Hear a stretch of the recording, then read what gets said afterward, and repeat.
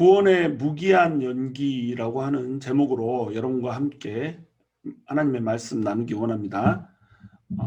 사도행전 7장 23절 29절에는 이제 모세의 이야기가 이어지고 있는데 사실 이 이야기는 스데반의 설교의 일부죠.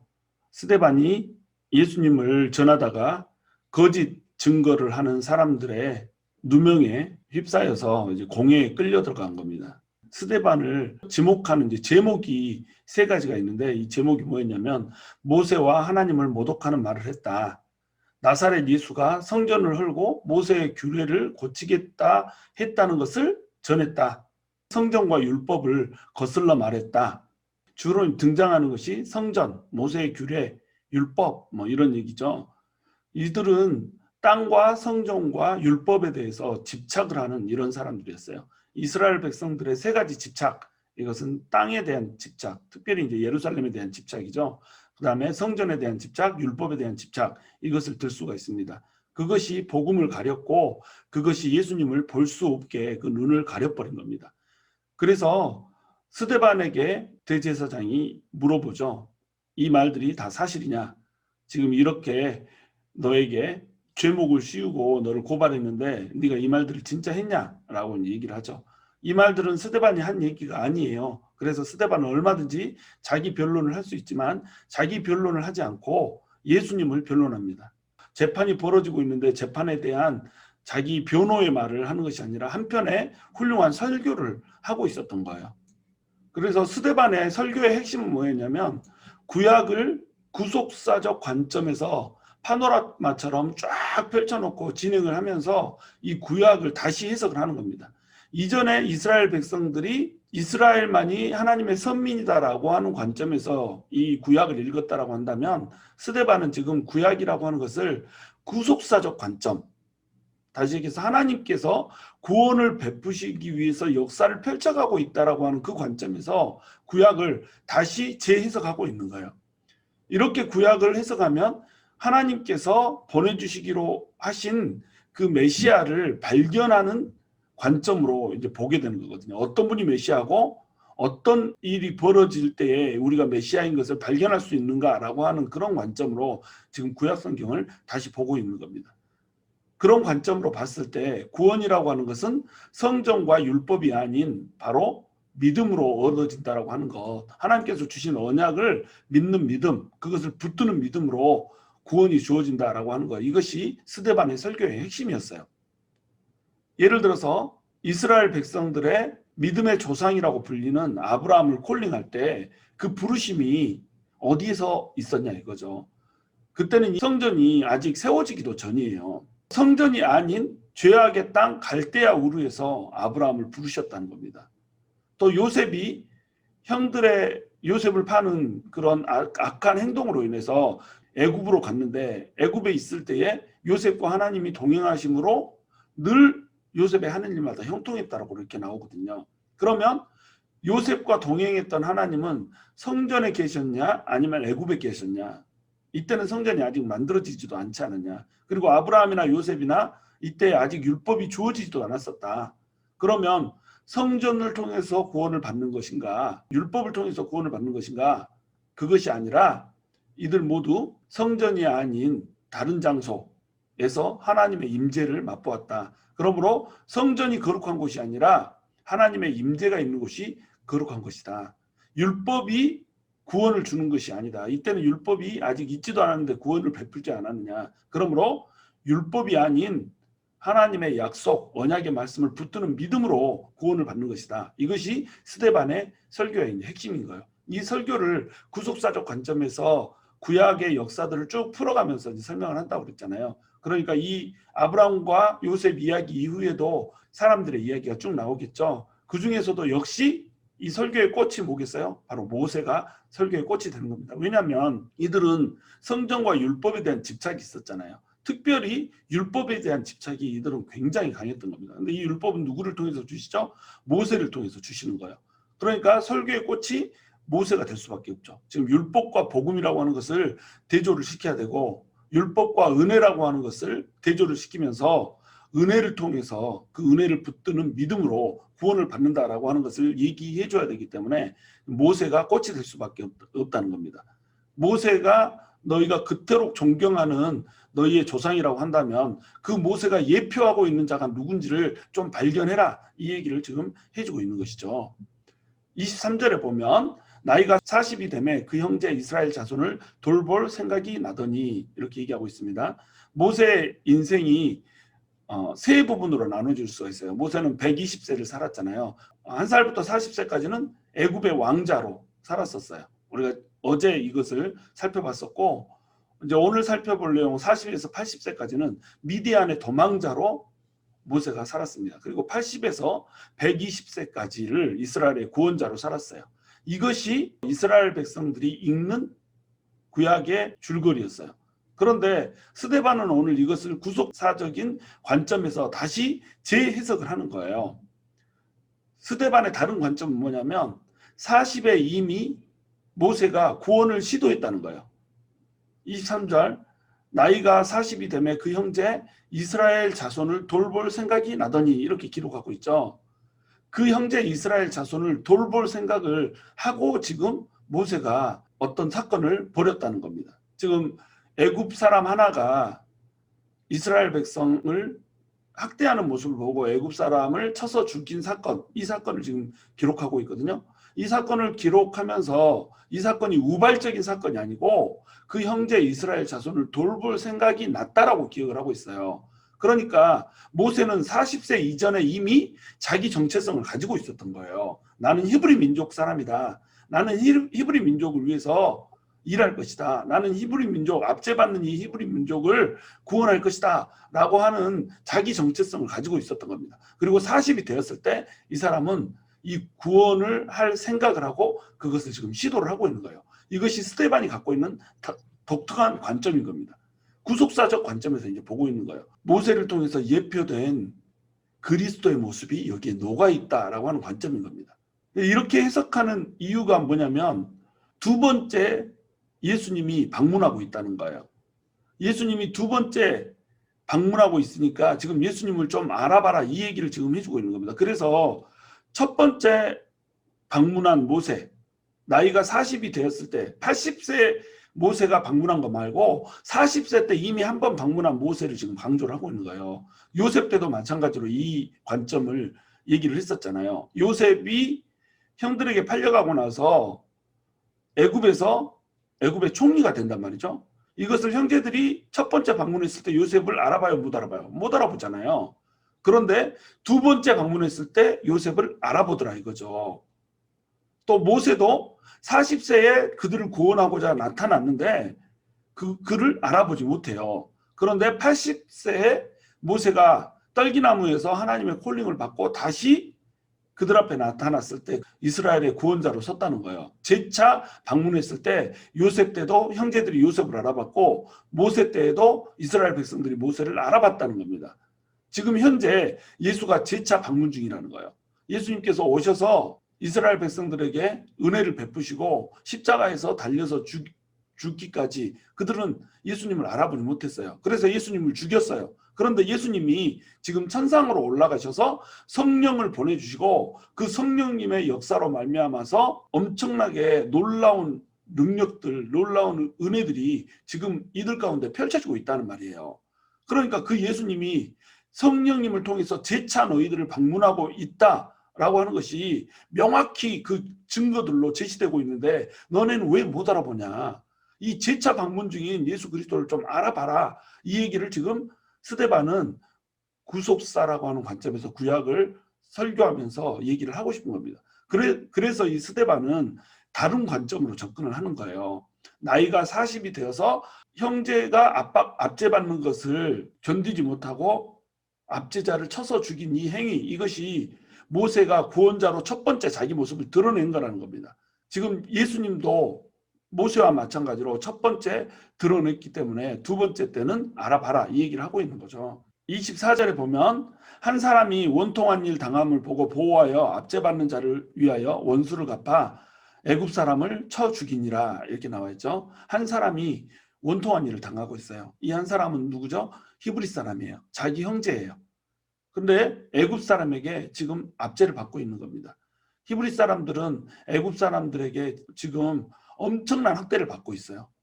그동안 총리의 후손으로 부유함을 누리고 살았어요. 여러분 400년 동안 우리가 애굽에서 종살이를 했다 이렇게 이해를 하잖아요. 그런데 이건 사실은 역사적으로 보면 사실이 아니에요. 어제도 설명했듯이 힉소스 왕조가 다스리고 있는 동안에는 이들은 평안을 누렸고 풍요를 누렸었어요. 그게 한 300년 정도가 될 거예요. 힉소스는 셈족이었거든요. 북동쪽에서 온 유목민 셈족이었어요. 그렇기 때문에 이방인이 애굽 본토를 침투해서 세운 왕조가 지금 이루어지고 있는 동안에는 이방민들에 대해서 포용적인 이런 태도를 취했단 말이죠. 그래서 애굽에서 요셉이 총리가 될 수 있었던 겁니다. 그런데 애굽을 알지 못하는 한 왕이 나타났다라고 얘기를 하잖아요. 새 임금이 나타났다고 얘기를 해요. 이 새 임금은 이제 애굽 본토 사람인 겁니다. 그래서 이방인들에 대해서 적대적인 정책을 펴요. 그래서 모두 막 쫓아내고 남아있는 사람들은 노예로 부리는 이런 학대를 했던 겁니다. 이것이 약 100년 정도 이제 이어졌던 거예요. 이 초반기에 모세가 태어난 거죠. 이것을 주도했던 사람이 이제 투트모세 1세라고 하는 사람이에요. 이 투트모세 1세의 딸이 모세를 물에서 건져간 공주라고 이렇게 믿어지는 거예요. 바로 이러한 시기에 모세가 태어나서 살아가고 있는 겁니다. 이때 엄청난 압제를 했어요. 그동안에 힉소스 왕조에게 눌려 있었던 본토 사람들의 압박, 이것을 마음껏 분출을 하는 겁니다. 압제받는 자들이 압제자에 의해서 목숨을 잃는 것은 그저 뭐 파리 목숨 대하듯 그렇게 대했기 때문에 너무나도 쉬운 일이었다는 겁니다. 그것을 당하는 것을 보고 자기 민족이기 때문에 애굽 사람을 쳐서 죽였던 거예요.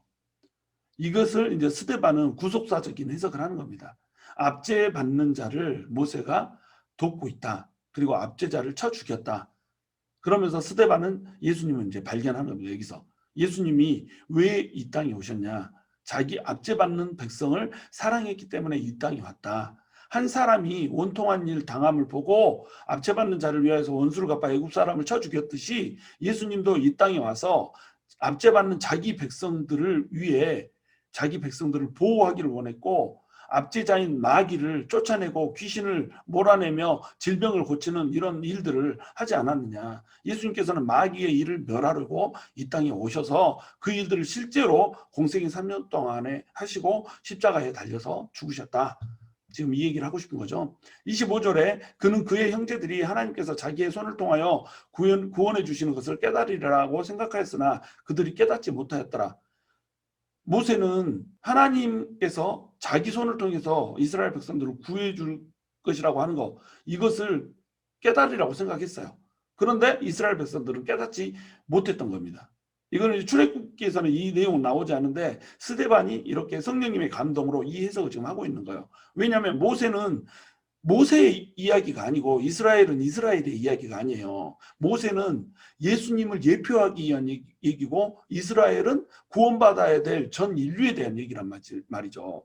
그러니까 스데반이 보는 모세의 이야기, 출애굽기 이야기는 이스라엘 민족에 대한 얘기가 아니라 오늘날 구원받아야 될 모든 인류에 대한 얘기고 모세에 대한 얘기가 아니라 모세로 예표된, 모세로 상징이 된 예수 그리스도에 대한 이야기라고 하는 것을 지금 얘기하고 있는 겁니다. 그 예수님이 모세가 이스라엘을 구원했듯이 인류를 구원하기 위해서 오셨는데 그 예수님을 알아보지를 못하는 거예요. 예수님을 통해서 구원을 베풀고자 하는 하나님의 뜻을, 계획을 알아보지 못하는 거예요. 그 안타까운 마음으로 지금 이 설교를 하고 있는 겁니다. 26절에 보시면 이튿날 이스라엘 사람끼리 싸울 때에 모세가 와서 화해시키라 이르되 너희는 형제인데 어찌 서로 해치느냐. 형제들끼리 서로 해치는 거예요. 압제받는 자들끼리 서로 싸우는 거예요. 압제받아서 압제자로부터 받는 그 고통도 큰데 압제받는 사람들끼리 서로 치고받고 싸우고 있으니 이거 얼마나 고통이 커요. 스데반의 구속사정 해석은 뭐냐면 모세는 형제끼리 화목을 시도하고 있다는 겁니다. 압제받는 자들이 서로 싸우지 않고 압제받는 자들이 힘을 합해서 압제자를 대항하기를 지금 원하는 거예요. 그런데 이들은 서로 싸우고 있는 겁니다. 지금 예수님이 온 이 시대에도 똑같다는 거예요. 예수님께서는 화목을 위해서 이 땅에 오셨어요. 예수님께서는 하나님과 사람 사이에 원수된 것을 화목하기 위해서 이 땅에 오셨어요. 사람이 죄인이잖아요. 죄인들은 그 특징이 뭐예요? 화목하지 않다는 겁니다. 마귀는 화목과 거리가 멀거든요. 마귀는 이간질하는 자고 깨트리는 자거든요. 하나님과 사람 사이가 원수되게 만들고 사람과 사람 사이가 원수되게 만드는 게 마귀가 하는 짓이란 말이죠. 그러니까 서로 마귀의 압제하에 있으면서도 사람끼리 서로 싸우는 거예요. 이 일들이 그대로 벌어져서 바리새인들은 죄인들이라고 그 당시의 백성들을 정죄하고 판단하고 비난했단 말이죠. 또 사두개인들과 바리새인들이 서로 싸웠잖아요. 헤롯 당원들 또 SNF파가 서로 싸웠잖아요.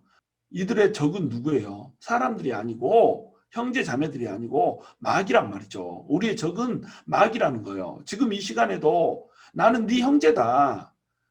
네 형제인 이스라엘 백성인 나 스데반을 너네가 왜 지금 해치려고 하느냐. 우리가 지금 싸워야 할 적은 마귀다. 우리를 압제하고 있는 마귀다. 그리고 우리의 구원자는 예수이기 때문에 예수님 안에서 우리가 하나 되어서 마귀와 싸워야 된다라고 하는 얘기를 하고 있는 겁니다. 이 얘기는 동일하게 오늘날 이 땅에도 펼쳐지고 있어요. 하나님께서는 화목을 위해서 왔어요. 예수님께서는 화목을 위해서 이 땅에 오셨다는 겁니다. 그러니까 우리가 예수님을 통해서 하나님과 우리 관계가 화목이 돼야 돼요. 밀접하게 하나님을 알게 되고 친밀하게 하나님을 경험해야 된다는 겁니다. 그리고 그것이 경험되어졌으면 형제 자매들끼리 서로 사랑해야 된다는 거예요. 형제인데 어찌 서로 해치느냐. 서로 해치는 일이 없어야 된단 말이죠. 그런데 우리의 적인 마귀와 싸우는 것이 아니라 형제 자매랑 서로 싸우네. 이것이 모세의 안타까움이었다는 거죠. 오늘날 이것이 예수의 안타까움이라는 거예요. 스데반은 지금 이것을 지적하고 있는 겁니다. 27절에 보시면 그 동물을 해치는 사람이 모세를 밀어뜨려 이르되 누가 너를 관리와 재판장으로 우리 위에 세웠느냐. 내가 이제는 애굽 사람을 죽인 것 같이 또 나를 죽이려느냐 하니 이렇게 기록하고 있죠. 스데반의 구속사적인 해석은 뭐냐면 구원자 모세를 이들이 밀어뜨려서 거부했다는 거예요. 하나님께서 모세를 구원자로 세웠는데 모세가 구원자라고 하는 사실을 모르는 거예요. 그리고 모세가 자기들을 죽이려고 한다라고 오해를 하는 거예요. 이것은 예수님한테도 그대로 적용이 되어집니다. 구원자로 오신 예수님을 이스라엘 백성들은 거부를 했어요. 하나님께서 예수님을 세웠다는 것을 여러 차례 보여주셨고 그 표적들을 수도 없이 보여주셨는데 그것을 깨닫지 못하고 예수님을 거부하고 마침내 십자가에 못 박았어요. 이들은 예수님에 대해서 철저히 오해했어요. 이스라엘 백성들뿐만 아니라 모든 인류를 위해서 오셨는데 마치 유대인들이 그토록 좋아하는 성전을 파멸하고 율법을 폐하려고 온 걸로 이렇게 오해를 했다는 겁니다. 자기를 위해서 왔는데 자기를 해를 끼치려고 온 것처럼 이렇게 오해를 했던 거예요. 그래서 모세를 오해하여서 모세를 거부했던 것처럼 이들은 예수님을 오해하여서 예수님을 거부한다는 겁니다. 29절에 보시면 모세가 이 말 때문에 도주하여 미디안 땅에서 나그네 되어 거기서 아들 둘을 낳으니라 이렇게 기록하고 있죠. 여러분 모세가 도망자가 돼버렸어요. 모세는 위치가 뭐죠? 지위가 왕자였어요. 근데 왕자가 도망자가 돼버린 겁니다. 그 신세가 완벽하게 전락이 돼버린 거예요. 그래서 미디안 땅에서 나그네가 되어서 거기에서 아들 둘을 낳을 정도로 오랜 세월을 무려 40년을 도망자의 신세로 지내야 되는 겁니다. 모세가 왜 이렇게 살아야 될까요? 모세의 입장을 한번 생각해 보세요. 모세는 지금 이집트의 왕자예요. 이집트는 당시에 주변에 패권을 장악하고 있을 정도로 문명이 탁월하고 힘이 강력한 강대한 그런 나라였어요. 이집트 왕자면 거의 다 가졌다 이렇게 생각하면 돼요. 근데 그 왕자의 자리를 버린 겁니다. 그 왕자의 자리를 버리고 압제받는 자들을 위해서 지금 일한 거예요. 당시 바로의 자리에 있던 사람은 투트모스 3세라고 하는 사람이거든요. 투트모세라고 부르고 투트모스라고도 부르는데 이게 모세가 어제도 말씀드렸듯이 아들이란 뜻이라고 그랬잖아요. 그래서 투스모스 진리의 아들 뭐 이런 뜻입니다. 이런 사람이 바로 왕으로 앉아 있는데 이 사람 나이가 10살밖에 안 됐어요. 그리고 투트모스 1세의 딸인 하첵수트가 지금 대신 섭정을 하고 있는 겁니다. 이 사람 누구라고 그랬죠? 모세를 자기 아들로 물에서 건져서 삼았던 사람이 하첵수트예요. 이 사람이 투트모스의 1세의 딸인데 투트모스 2세와 결혼을 하잖아요. 투트모스 2세와 결혼을 했는데 투트모스 2세가 질병으로 빌빌거리다가 죽어버린 거예요, 일찍. 그래서 그 의붓 아들인 투트모스 3세를 지금 왕으로 앉혀놓은 겁니다. 얘가 이제 10살밖에 안 된 거예요. 9살에서 10살이라고 추정돼요. 그렇기 때문에 hatshepsut가 섭정을 하는 거예요. 근데 지금 hatshepsut가 데려다 키운 사람이 또 누가 있죠? 그러면 모세가 마음만 먹으면 이 10살짜리 왕과 패권을 다툴 수 있지 않겠어요? 모세가 지금 이때 당시 40세일 당시 hatshepsut는 굉장히 늙었어요. 이 왕권을 두고 한판 패권을 다투면 누가 이길까요? 모세가 충분히 이길 수 있지 않겠어요? 세상적인 마인드를 가지고 있다면, 하나님의 그 마음이 없다라고 한다면 얼마든지 대권을 두고 한판 승부를 겨뤄볼 만하죠. 그런데 그 모든 것을 모세는 버렸다는 거예요. 왜? 하나님이 주신 꿈이 있기 때문에, 하나님이 주신 비전이 있기 때문에 이 모든 것을 모세가 버리고 도주하여서 미디안의 나그네로, 미디안의 도망자로 이렇게 살아가고 있다는 겁니다. 스데반은 이것을 통하여서 예수님을 발견하고 있는 거예요. 모세를 투영해서 예수님을 보고 있는 겁니다. 하나님의 아들로서, 하늘의 왕자로서 보좌를 버리고 이 땅에 오신 예수님이 모세의 실체가 아니냐. 모세라고 하는 이 그림자를 통하여서 예수님의 실체를 지금 보여주고 있지 않느냐라고 하는 얘기를 지금 하고 있는 겁니다. 그래서 이 이야기를 여러 이야기 중에 뽑아서 지금 기록을 하고 있는 거죠. 여러분, 스데반의 구속사적인 해석은 뭐냐면, 모세를 이 히브리 민족들이 알아보지 못했다는 거예요. 그러니까 구원이 40년이나 지연이 됐다는 거예요. 모세를 통해서 구원하고자 했던 하나님의 계획은 이미 모세가 40세 때에 임했었다는 거죠. 근데 이스라엘 백성들은 떨기나무에서 콜링을 받은 80세가 모세가 구원자로 일한 연수라고 이렇게 생각을 했던 거예요. 그런데 스데반은 그게 아니야. 40세 때 이미 모세를 통해서 너네를 구원하고자 했어. 근데 너네가 거부한 거야. 그래서 구원이 40년이나 지연이 됐어. 이렇게 지금 얘기를 하고 있는 겁니다. 이 모세를 투영해서 예수님에게도 그대로 이제 적용을 하자면, 너네가 예수님을 지금 만약에 알아보지 못한다라고 한다면 예수님을 알아볼 때까지 그 구원은 무제한 유보될 거야 라고 하는 얘기를 하고 있는 거예요. 스데반의 이 경고는 그대로 적용되어서 유대인들 지금 예수님을 못 믿잖아요. 예수님을 유대인들이 받아들이지 못하기 때문에 그 구원이 어디로 흘러가요? 이방에게로 흘러가잖아요.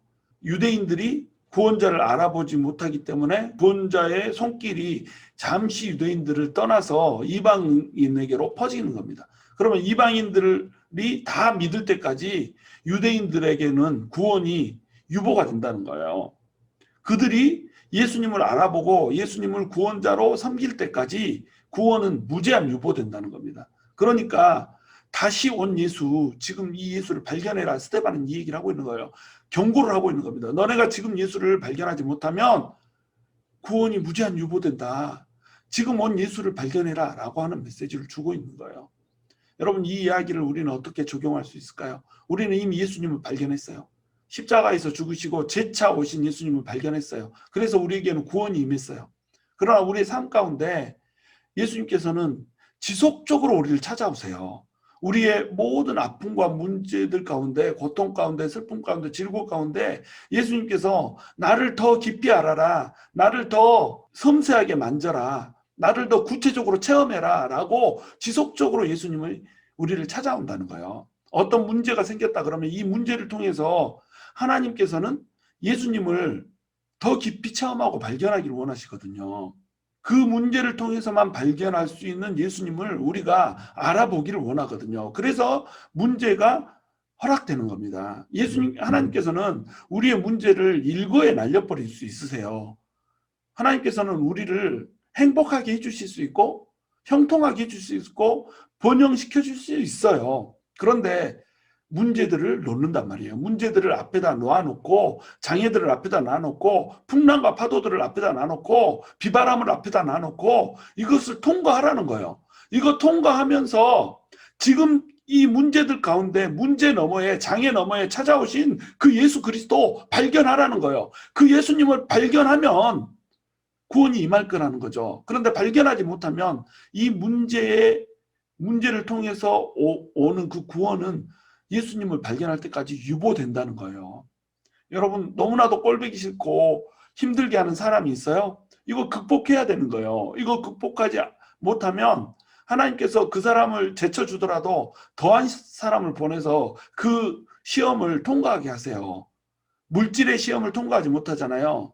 그러면 그 지금 현재 당면의 문제가 없어지면 그보다 더한 문제를 통해서 그것을 반드시 통과하게 하신단 말이에요. 왜냐하면 하나님께서 우리에게 두신 목적은 우리가 행복하고 우리가 형통하고 하는 것에 있지 않아요. 예수 그리스도를 발견하는 데 있다고요. 예수님을 발견함을 통해서 또 하나님을 똑바로 아는 데 있단 말이죠. 그래서 하나님과 우리가 온전한 관계를 유지하고 하나님을 정말로 눈을 뜨고 바라볼 수 있으며 하나님께서 우리에게 맨 처음 주신 그 하나님의 형상, 예수 그리스도를 통하여서 우리에게 주신 예수 그리스도의 형상, 그것을 회복하기를 원하신단 말이에요. 우리가 성화되기를 원하신단 말이죠. 그것을 이루기 위해서 하나님께서는 문제의 장벽들을 두시고 비바람을 두시고 풍랑을 주신단 말이에요.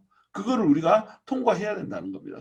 그리고 그 문제들이 있을 때마다 그 문제 이면에는 반드시 다시 찾아오신 예수님이 계시는 거예요. 그 예수님을 우리가 발견해야 된다는 겁니다. 그 예수님을 발견하지 못하면 우리의 구원은 무제한 유보된다는 거예요. 그러므로 여러분, 예수님을 발견하십시오. 문제가 있고 장애가 있을 때 지속적으로 기도하면서 그 문제를 통과하려고 발버둥 치지 마시고 예수님을 올려다보면서 주님 발견하기 원합니다. 이 안에서 주님께서 나에게 뜻하신 바가 무엇입니까? 주님께서 이 안에서 내가 내 자신을 깨트리고 발견하고자 하는 그 하나님의 모습은 무엇입니까? 내가 성장하기를 원하시는 그 부분이 무엇입니까? 내가 깨트려져야 될 부분이 무엇입니까? 알게 하여 주시옵소서, 가르쳐 주시옵소서, 눈을 뜨게 하여 주시옵소서, 이러고 나가는 거예요. 그러면서 예수를 발견하는 겁니다. 그 예수님을 발견하기만 하면 우리의 구원은 즉각적으로 임하는 겁니다. 저와 여러분이 예수님을 발견할 수 있기를 원해요. 문제 가운데, 고통 가운데, 고난 가운데 지속적으로 찾아오는 그 하나님의 도전, 예수를 좀 발견하고 예수 안에서 하나님의 형상을 닮아가라, 예수 그리스도의 형상을 이루어가라, 성장하고 성숙해 가라라고 하는 그 예수님의 메시지, 하나님의 메시지를 우리가 발견할 수 있기를 원해요. 저와 여러분이 그러한 은혜를 누릴 수 있기를 주님의 이름으로 축원합니다.